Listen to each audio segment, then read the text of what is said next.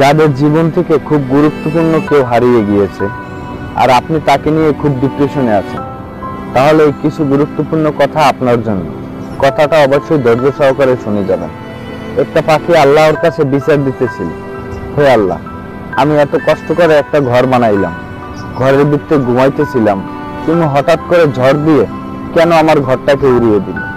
তখন আল্লাহ পাক ওই পাখিটিকে বলতেছিল, আমি যা দেখি তুমি তা দেখো না, তুমি তো খুব আরামে ঘরের ভিতর ঘুমিয়েছিলে, একটা লোভী সাপ এসেছিল তোমাকে খাবার জন্য, আমি বাহির থেকে ঝড় দিয়ে তোমার সেই শত্রুটিকে উড়িয়ে দিলাম এবং তোমার ঘরটাও তার সাথে উড়ে গেল। তো তুমি বেঁচে আসো, এই জন্য নতুন করে আরেকটা ঘর বানাতে পারবে। তুমি যদি আজকে সে সাপের পেটে চলে যেতে তাহলে তার ঘর বানাতে পারতে না। তখন পাখিটা তার ভুলগুলো বুঝতে পারলো। তো ঠিকই আপনার জীবন থেকে কেউ যদি চলে যায়, সে আপনাকে ক্ষতি করার জন্য আপনার জীবনে এসেছিল। হয়তো আপনি সেটা জানেন না, কিন্তু আল্লাহ পাক ঠিকই জানেন। আপনি হয়তো সেটা বুঝতে পারেন না, কিন্তু আল্লাহ পাক সবই বুঝতে পারেন। তিনি তো সবকিছুর মালিক, তিনি তো সবকিছুর খবর রাখে, কার অন্তরে কি চলে সবকিছুর খবর রাখে।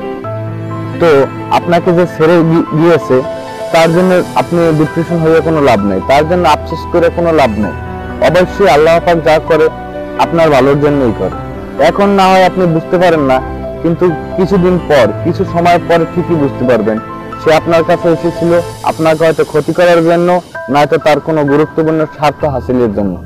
তো ভিডিওটা ভালো লাগলে অবশ্যই ভিডিওটা একটা লাইক করে দিয়েন।